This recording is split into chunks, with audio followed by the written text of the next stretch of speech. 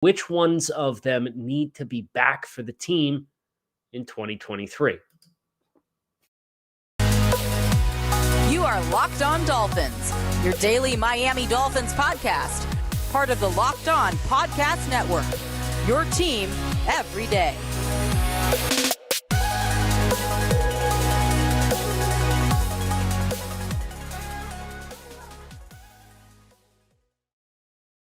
What's going on, Dolphins fans? Kyle Krabs of Locked On Dolphins, your team every day here on the Locked On Network. Today is Thursday, January 19th, 2023.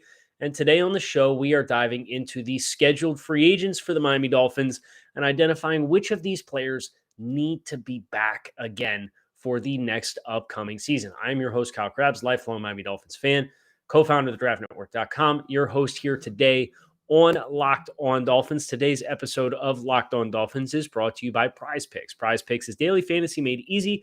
Pick 2 to 5 players, and if they score more or less than their Prize Picks projection, you can win up to 10 extra money on your entry. First-time users can receive a 100% instant deposit match up to $100 with promo code Locked On. That's prizepicks.com, promo code Locked On.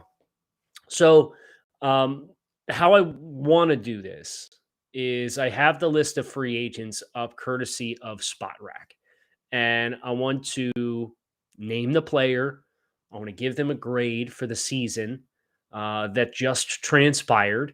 And then I want to put a number on a 1 to 10, 10 being a must, 1 being a see you later, Tyreek Hill deuces, on which of these players the Dolphins need back. And of course, the challenge with this is you're going to get players like Eric Rowe. You're going to get players like Duke Riley. You're going to have some players that we don't know if they're going to fit the scheme and the system that the Dolphins will end up running because we don't know if they're going to be making schematic changes. So I am filling in the blanks as best as I can by asking myself, unless you play a critical role defensively, are you a scheme transcendent type player? Now, thankfully, the Dolphins will have to make defensive coordinator decisions before they have to make any of these personnel decisions. But at the same time, I don't want to dive into defensive coordinator discussion until we definitively know there's going to be a defensive coordinator change, which we are waiting for. Now, I will say this, the defensive coordinator market had its first shoe that fell. Jim Schwartz was hired by the Cleveland Browns earlier this week. I don't think that was a candidate that was ever going to make a lot of sense in Miami, but it is just something to be mindful of if assistants are starting to make decisions. Miami, in their own process, and I appreciate being process-oriented and taking your time and being thorough, just be mindful to not let the market pass you by. So let's dive in. And of course, our top 2 from a pay perspective, free agents, are offensive side of the player balls, or offensive side of the ball players anyway, in tight end Mike Gesicki and quarterback Teddy Bridgewater. So Mike Gesicki, if I had to give his season a grade, it's probably a C, for the sense that he wasn't the starring player in the passing game that he was capable of being, but he did find the end zone more. He made some really big plays for Miami. He also missed some really big opportunities. You think about the San Francisco game. You think about the Buffalo game. There were some plays to be made, and Mike couldn't quite make the play. So I would give his season, especially versus his standard the last few years of being a receiving weapon for the Dolphins, a C.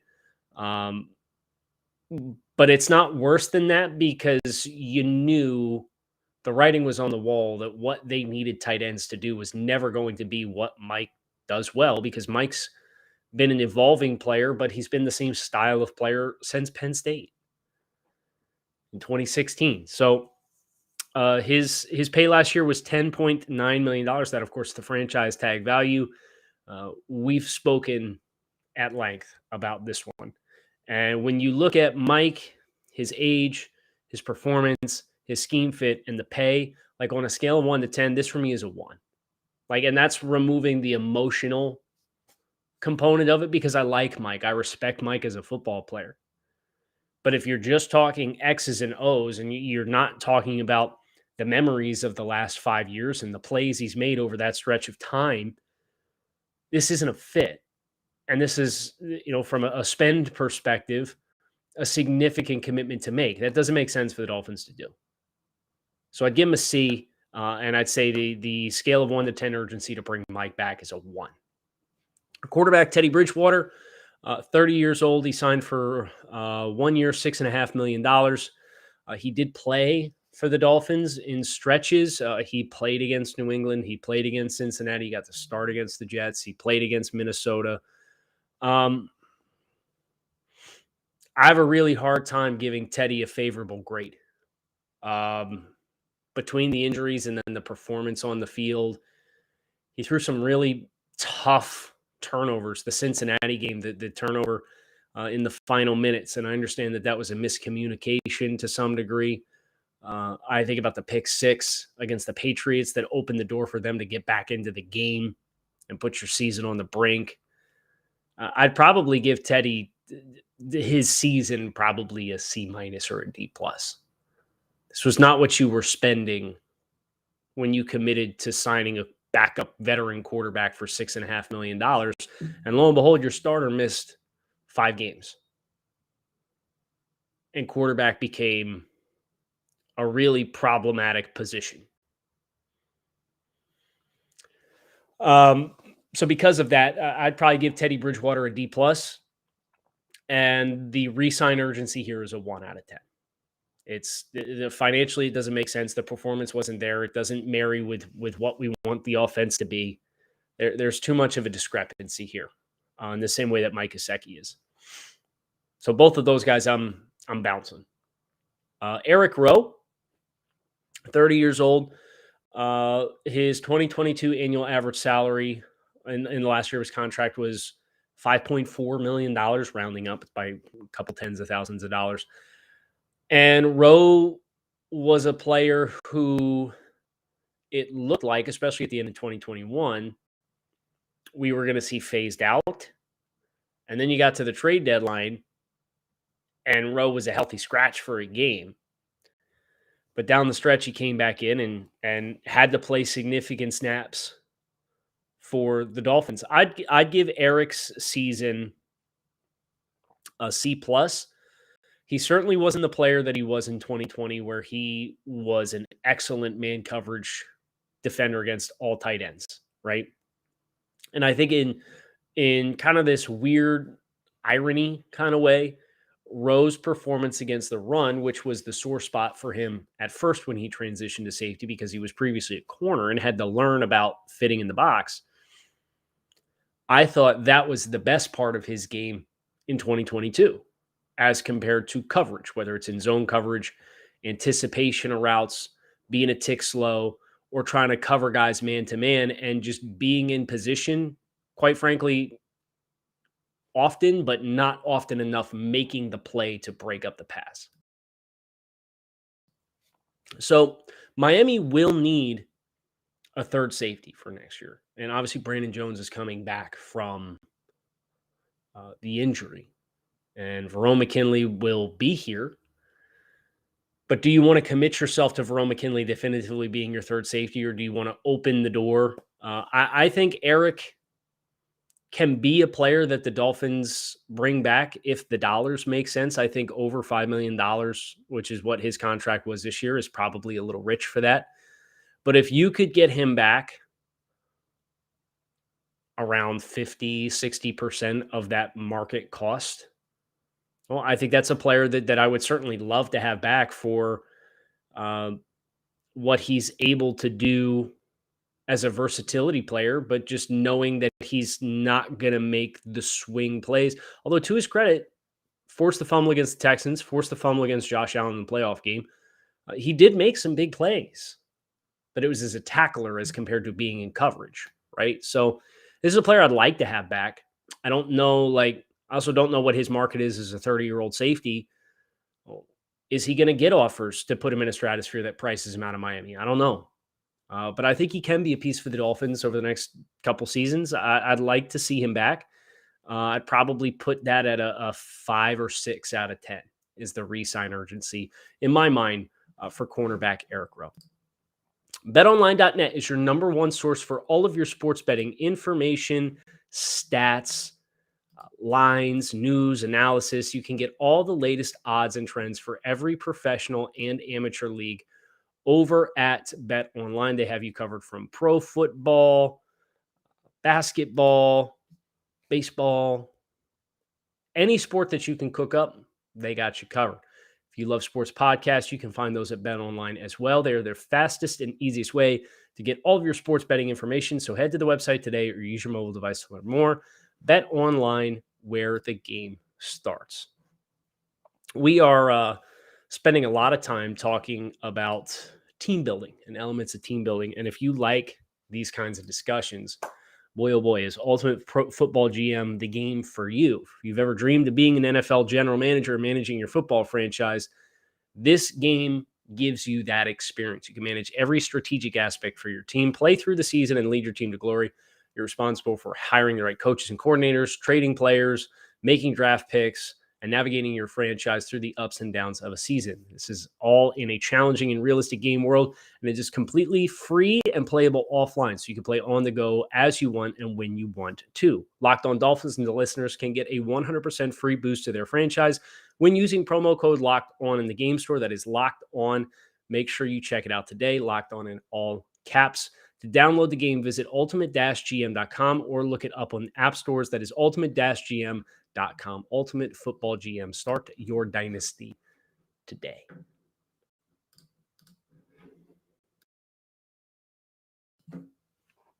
Continuing onward.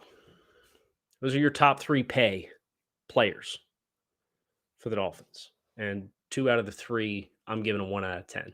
Like, probably not interested in bringing him back. Melvin Ingram. 1 year, $4 million contract. I think Melvin was, as advertised, a rotational veteran pass rusher who gave you some really big moments. He gave you excellent motor. He gave you some stout play because he's a condensed, thick frame player to play on the edge. But you can move him around.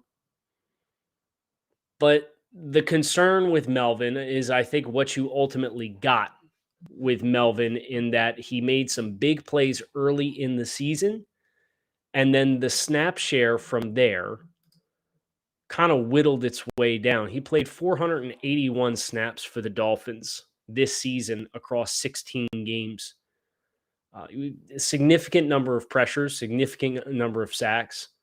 He made, obviously, the critical tackle, helped make the critical tackle at the end of the first Buffalo game for the Dolphins to win that football game. 44% of the snap share. That is the second lowest snap share that he has played, only behind 2020 with the Chargers, which he experienced injury and played 361 snaps at 35%, since 2014. Now, the sack production relative to the snaps was there, but how much life do you have? And, of course, the Dolphins, with being prompted to trade for Bradley Chubb and Andrew Van Ginkel, like they had some other bodies here. I would give Melvin's season relative to expectations a B.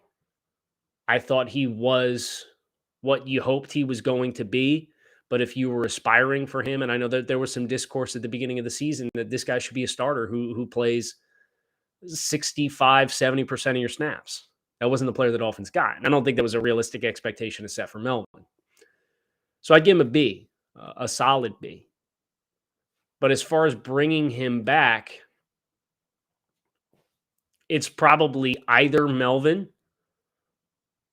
or it's Andrew Van Ginkel, right? And that's the tough part, where Van Ginkel is 6.5 years younger. At $4 million for Melvin, you're getting into a stratosphere where you might be able to swing it for Andrew.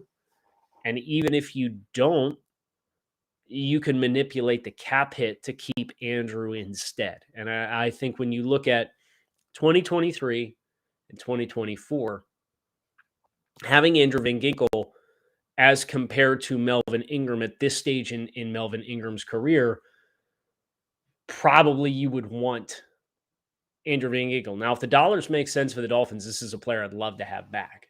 I'd probably put the re-sign urgency at a 3 or a 4.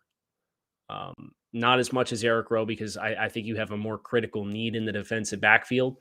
But Melvin's a little older. They do have some other bodies. They invested heavily in Jalen Phillips and Bradley Chubb and these other guys. So I think it does kind of mitigate the urgency to make sure you bring Melvin Ingram back. Now, Nick Needham's the next one, and he's interesting. And he was on the tender. He was on a restricted free agent tender last year for $3.98 million. So just short of $4 million. 26 years old, former UDFA, tore his Achilles. That's a tough one to feel out. And, it has been stated that the Dolphins haven't expressed an interest in bringing back Nick Needham. And if they do, I think they're doing so for more than just 2023. Maybe they'd sign him to the 1-year prove-it deal and they hope that he can get himself turned around quickly. But if you do that, I don't know that you can definitively rest on your laurels and say, well, we've taken care of an injury spot or a roster spot because we re-signed Nick Needham, because you don't know what he's going to be like.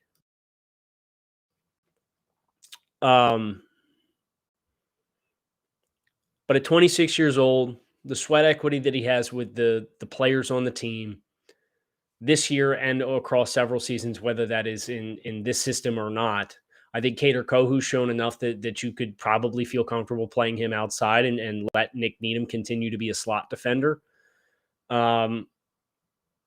It's tough to grade a season because he did get hurt, right? And he played a couple of different spots for you early in the year.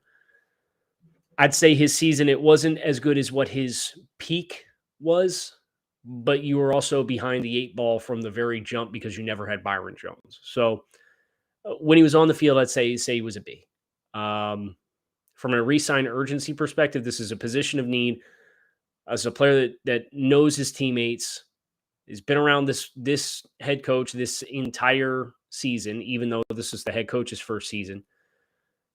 I think you're at a place with Nick that it would really benefit you to bring him back, so long as the dollars are in the same stratosphere as what he was. And I think where that gets interesting is Nick was on a 1-year tender for $4 million. Well, if you sign him to a multi-year deal, knowing that you might not get the best version of him in the first half of the first year, can you have the reduced cap hit and then have non-guaranteed money on the back end to get out of if he never recovers?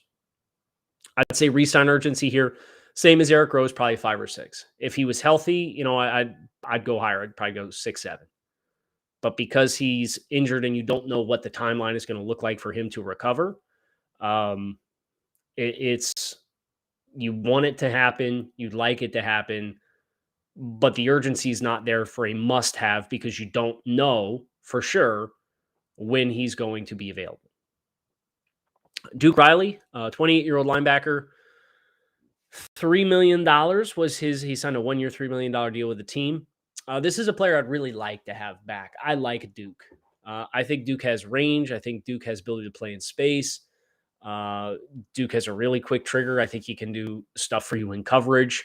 He's just not a thumper, right? And when he's got to come down and he's got to tackle guys, I think that's where the specificity of Duke's skill set shows up.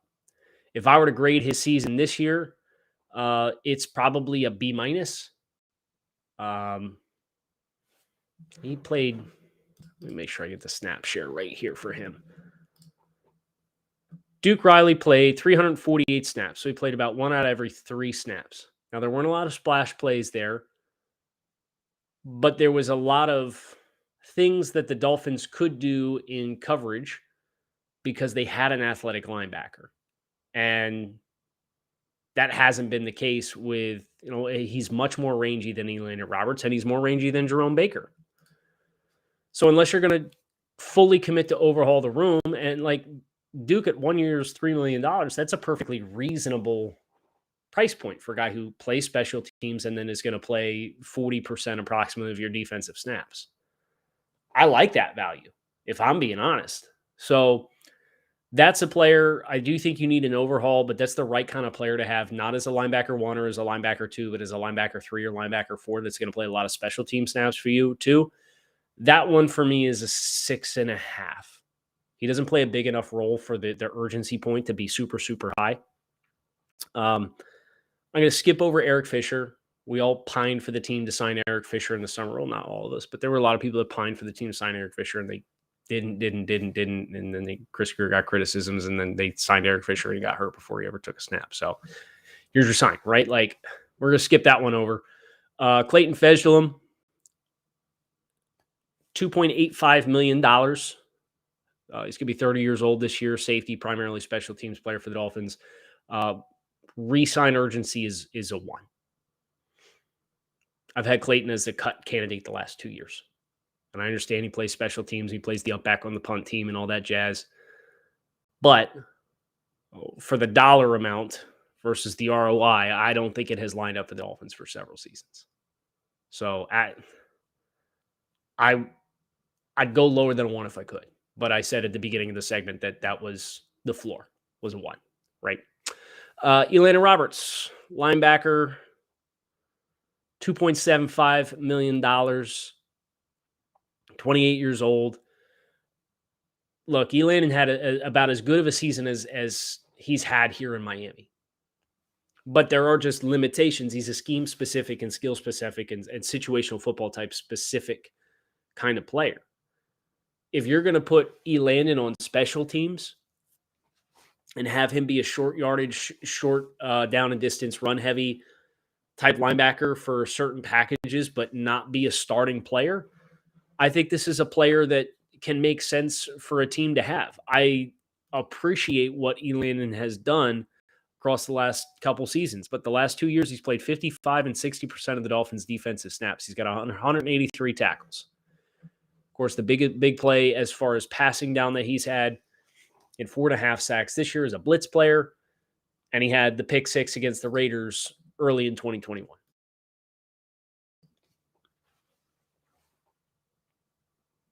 But I think we've probably hit our ceiling at 620 and 646 defensive snaps the last 2 years. I'd say we've probably hit the glass ceiling of what we are as a player. And it's a good player. It's a player you're going to want and probably deserves a little bit of a raise over the $2.75 million. I'd grade his season versus his own expectations and his own limitations as a B2. It's just a matter of that skill set. I personally would like to have a more versatile group of second-level defenders on your defense. You look at the Bills with Milano and Edmonds. You look at the 49ers with Greenlaw and Fred Warner, and they have guys that can do it all. And Elandon's skill set is just not that of a player who you're going to put all of that on the menu for, because it's not putting him in the best position to be successful. I'd say the re-sign urgency here is a 4 or a 5. But if you're signing him to take a role from a player who is a primary teams player, I think there's a role for Elandon Roberts on a 53-man roster and to play meaningful snaps, just short yardage defensive snaps as compared to a 3/4 or 2/3 of your defensive snaps type of player. Before we go any further on the show, I'm going to talk about our friends over at Built Bar. If you're looking for a delicious treat, but you don't want all of the fat, sugar, and calories of your typical candy bar, you got to try Built Bar, because Built Bar is a protein bar that tastes like a candy bar. They come in unbelievably good flavors like churro, peanut butter brownie, coconut almond. I'm not sure what kind of witchcraft they have going on to pull this thing off, but they literally do taste like a candy bar for 130 calories, 4 grams of sugar, and 17 grams of protein. So you can head to your nearest Walmart, walk to the pharmacy section, and grab yourself a 4-box of Built Bars, or you can go to Sam's Club, run and grab the 13-bar box of some of our favorite flavors. Mine, personally, churro, hits different. But go ahead and get yourself a box of Built Bars and thank me later. Continuing onward here, on Dolphins free agents to be, assessing their seasons. Adam Shaheen next on the list. That was a fun little saga, right? Traded, never mind, failed the physical, send him back, IR. Incomplete grade for the season that was because it never happened. Resign urgency is a 1. Trey Flowers, defensive end. If they're going to run the same kind of system that they did, like Trey Flowers, when he played, showed some really nice flashes of being a rotational guy for the Dolphins. It's kind of a big bummer that he got hurt. But that kind of embodies a lot of what happened for the Dolphins this year. Oh, we got an injury. Let's sign a guy and bring him in. Oh, well, that guy went down after a week.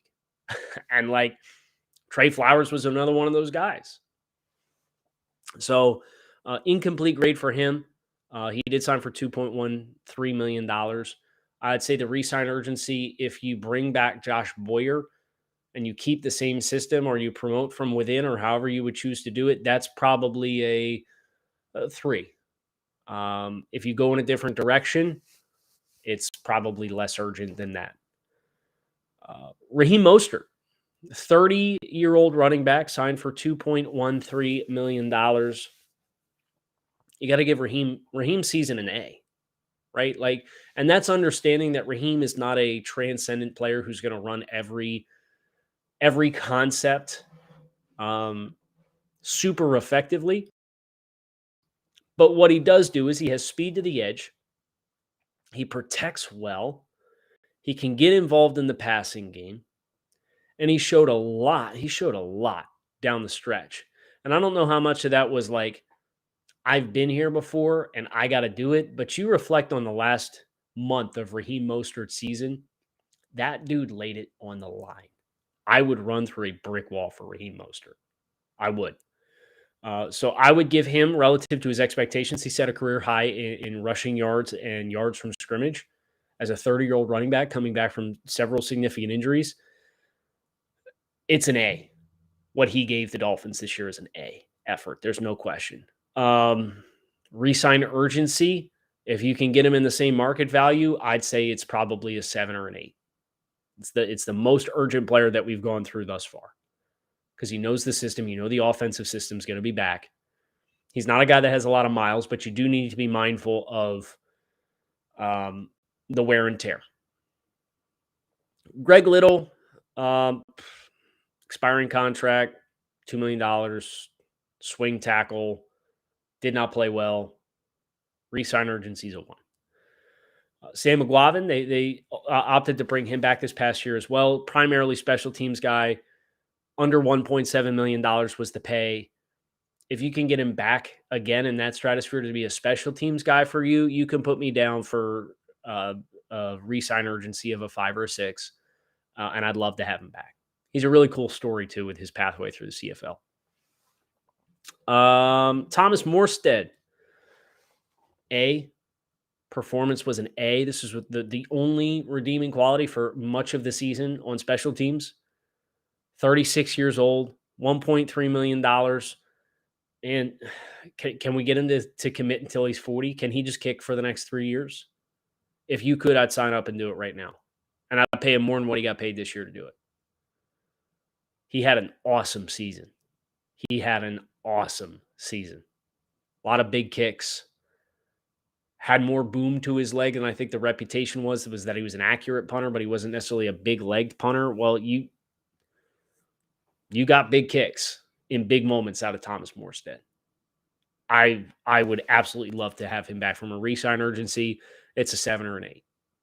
It's not a must-have, but man, oh man, would it be a loss to incur to miss him next year. John Jenkins, 33 and a half years old, $1.3 million. The backup nose tackle. I'd like to get a little bit more stout here. I appreciated John's experience, but as a nose tackle, I did think, there was highs and lows with him and leveraging at the point of attack. I'd give his performance this season a C. I would say the re-sign urgency here because of his age, like you might do it just to justify having the backup nose tackle under contract for a low contract value. but that's generally a devalued position. I'd be interested in getting another young guy to compete with Raekwon Davis in here at this point. So I'd say that re-sign urgency is probably a 2 or 3. Trent Sherfield, 26 years old, 1-year deal, $1.2 million. I'll give him a B. I think there were some missed opportunities for Trent. Now, he did a lot of dirty work. He was a guy who was an unheralded hero quite often for the Dolphins. And I really appreciated all of those reps as a blocker that he provided, and then the special teams reps. It was a more economic version of Matt Collins. So I thought he did well in that regard. But the drops, there were a couple of drops in the passing game that kind of showed you, okay, like this is why this has been your role, right? For the last couple seasons. Now, I think he did well with the opportunities that he had. There's certainly a couple plays we would have liked to have had back. From a re-sign urgency perspective, this is probably a 5 or a 6. Are you ready for Ezukama to take that role? If the answer is yes, then you can let him walk. But I don't know that the answer is yes because we didn't see Ezukama until week 18. Justin Bethel, 33-year-old corner, special teams player, gunner on the team. From a special teams perspective, I'll give him a B. I thought the kick coverage with Bethel was one of the stronger suits of the special teams as well. I thought the gunners and the punt team, or in the punter, were your positive special teams contributions this year. So Bethel, 33 years old, but a special teams guy. If you're able to get him back, $1.1 million, re-sign urgency is like a 4 or 5. Not super urgent. Jeff Wilson, running back, 27 years old. $1 million. They, of course, acquired him at the trade deadline for, I believe it was a 5. And I thought the tone that Jeff set early, I think, kind of skewed expectations for Jeff. As he scored a touchdown in the first game, was it against the Bears? And then we had the Browns game where he ran all over that team. And the expectations from there were to the moon. And we didn't quite get that version of Jeff the rest of the way. Now, much better than Chase Edmonds, understands the system, runs harder than Chase Edmonds. I'd give him a B- from the time that he got here after the trade deadline. From an urgency perspective, it's another back who knows the system. If you want to run back with those guys and look for potentially a third, especially with the durability questions of both Wilson and Mostert, I think you could do that. I'd put re-sign urgency here is probably a 6. It's not as urgent in my mind as Raheem because Raheem's production was significant for the entire season. Brandon Shell, 30-year-old offensive tackle, will be 31 this offseason. This is a player for me that has earned another chance to be here if he wants to be here. I certainly hope that the Dolphins would embrace the idea of him being your swing tackle. If you go out and you get a new starting left guard, as an example, and you bring in somebody to compete at right tackle, you're not going to bring back Michael Dieter. You're not going to bring back Greg Little. So if you can get Liam Eichenberg and Austin Jackson into the roles filled by Greg Little and Michael Dieter, and then from there, Brandon Shell can still be the swing tackle, and you get 2 new starters on your line, I think that's a pretty good group. I know that's probably an unpopular opinion because we are demonizing the offensive line left and right, and I get it. But if Shell's your swing tackle, Austin Jackson becomes your Greg Little, and Liam Eichenberg becomes your Michael Dieter, like, we're just going to have to get over the draft capital that it costs to bring those guys in here. They tried to improve the offensive line, right? Not all those guys hit. I think that'd be a great place to be. I do. Can't guarantee that it'll happen. But Brandon Shell, expectations guy signed to the practice squad, started all year for you, and he was a sufficient level starter. It's like a B+ season performance in my mind. And re-sign urgency, especially at the cost that you got him at about $1 million, that's probably a 7 or an 8 for me too. which would put Raheem Mostert and Brandon Shell as the two most urgent, and Thomas Morstead, excuse me, as the three most urgent signings lingering. You can go through the rest of this list. Jerron Christian, River Craycraft, Michael Dieter. With the injuries that the Dolphins had, Michael Dieter couldn't get on the field. We'll go ahead and write that one off as a one, right? You get Savon Ahmed, Elijah Campbell, and John Lovett as restricted free agents. I'd put all three of those guys down as exercise your right to re-sign them as restricted free agents. There's none of those guys I would just voluntarily let walk. Then you have Myles Gaskin. Re-sign urgency there is a 1. He got phased out, understandably so. Different scheme. He'd be a good third running back for somebody. But the Dolphins, he had been in a position to be the RB1 for a while. Just time to make a change, and different skill sets needed to do that. So, and then that just leaves Andrew Van Ginkel, who's probably the toughest one to project. He's 27 years old. He made $707,000 last year as his salary. Played significant snaps in different stretches of time for the Dolphins, and the contributions were good, right? He's played 197, 479, 801, and 312 snaps. So think about that. His offensive or his defensive snaps dropped off by about 500 snaps this year. If Melvin Ingram walks, can you get this guy back under contract for $4 or $5 million a year? If the answer is yes, at this stage, with what he brings in special teams, with what he brings as a speed rusher, with what he brings as a guy who can zone drop, I think that's been an area that was better for him this year than what it had been in years past. I can get there. So I would grade Andrew Van Ginkel, especially in the reduced role that he had. There's a ceiling on what I would give him for the year, probably a B. B minus. But the year that he had, I think, is more reflective of what 2020 was. Probably the best reflection of what I think the best version of Andrew Van Ginkel is, where he played 479 snaps, which is about 46% of the defensive snaps, had 5.5 sacks, 3 forced fumbles, special teams demon.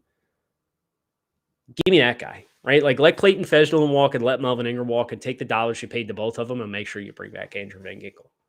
I'll put his re-sign urgency as a 7. That's the class. That's the free agent class to be. So you had 4 guys: Andrew Van Ginkel, Thomas Morstead, Raheem Mostert, Brandon Shell, and a 5th if you wanted to rope in Jeff Wilson. 5 guys that were 7 or above. You should really bring these guys back. Duke Riley, I'd put on the honorable mention list as well. But when we talk about the offseason ahead and the dollars the Dolphins do have, the dollars the Dolphins don't have, the nucleus of the team is kind of the young core we all know.